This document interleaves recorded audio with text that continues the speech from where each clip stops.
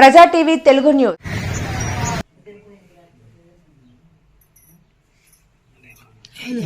తీసుకుంటున్నాను.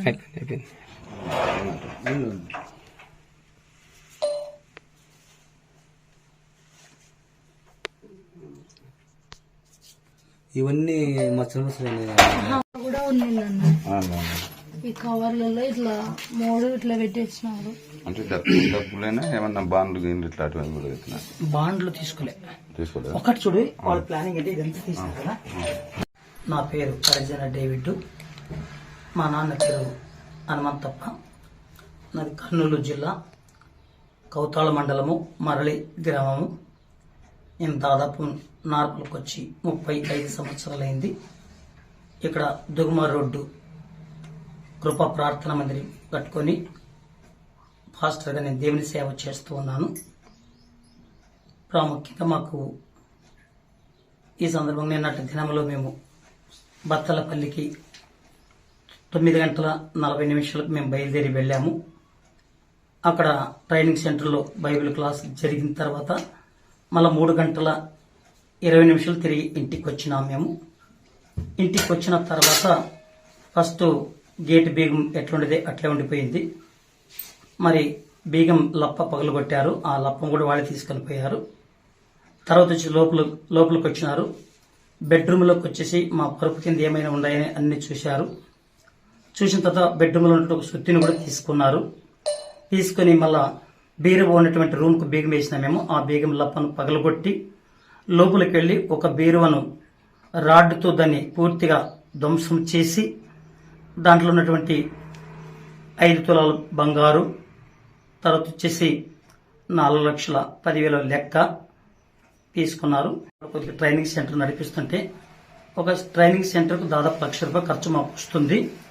అది రెండవది వచ్చేసి మా గవర్నమెంట్ రూమ్కి శాంక్షన్ అయింది కదా, ఇండ్లు కట్టుకోవాలని అంటే రిజిట్ అయిన తెలిసిన వెంటనే సొంతంగా ఆ ఇండ్లు కట్టుకోవాలని చెప్పేసి మేము అమౌంట్ తెచ్చుకోవడం జరిగింది. మేము బత్తలపల్లి నుంచి వచ్చిన వెంటనే లోపలికి అన్ని చెక్ చేసినప్పుడు వెంటనే పోలీస్ కంప్లైంట్ ఇవ్వడం జరిగింది. మరి ఎస్ఐ సాగర్ సార్ గారు మరి పోలీస్ బృందము అందరూ మా ఇంటి దగ్గరికి వచ్చారు. మరి తర్వాత కంప్లైంట్ రాసుకున్నారు, రిపోర్ట్ తీసుకున్నారు. తర్వాత అనంతపురం మరి సిఐకి వాళ్ళకి ఫోన్ చేసి డాగ్ స్క్వాడ్ను పంపారు. మరి తర్వాత ఫింగర్ ప్రింటర్స్ కూడా తీసుకున్నారు. మరి మీకు న్యాయం చేస్తామని వాళ్ళు చెప్పారు.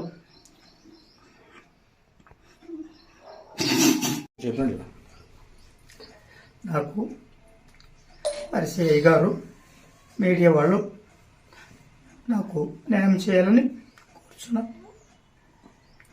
ఎందుకంటే నాకు ఏ ఆధారం లేదు, నాకు దేవుడి దగ్గర తప్ప మళ్ళీ ఎవరు లేరు. మీరే సహాయం చేయాలని కోరుకుంటూ నేను మాట్లాడలేను, క్షమించండి. అటువంటి టైంలో మీ ఇంట్లో ఎవరు కూడా లేరండి? ఎవరు లేరు. అంటే ఏ టైంలో ఈ దొంగతనం జరిగిందని మీరు భావిస్తున్నారు? మేమైతే నేను, నా భార్య, నా కుమారుడు 9:45 బత్తలపల్లికి వెళ్ళాము. మేము అక్కడ మాకు 10 గంటల నుండి 2 గంటల వరకు మాకు ప్రోగ్రాము. 2 గంటలకు ప్రోగ్రాం అక్కడ ముగించుకున్నాము. ముగించుకున్న తర్వాత భోజనం చేసినాము. అక్కడ 2:30కు రిటర్న్ మేము బయలుదేరినాము. ఇటుకు వచ్చే లోపల 3:20 అయింది. అంత లోపల ఈ దొంగతనం జరిగింది. వచ్చారు కదా మీరు ఎస్ఐ సార్ ఎన్ని గంటలకు వచ్చారు సార్?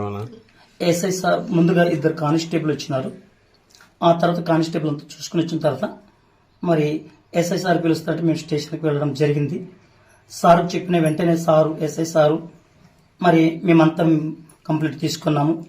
అనంతపురం నుంచి డాగ్ స్క్వాడ్ వస్తుంది, ఫింగర్ ప్రింటర్స్ చేసే వాళ్ళు కూడా వస్తారు, మీరు త్వరగా ఇంటికాడికి వెళ్ళండి, మేమందరూ వస్తామని చెప్పారు. అప్పుడు మేమంతా చర్చకొచ్చి మాతో పాటు ఎస్ఐ సారు ఫింగర్ ప్రింట్ తీసేటువంటి వాళ్ళు ముందుగా వచ్చినారు.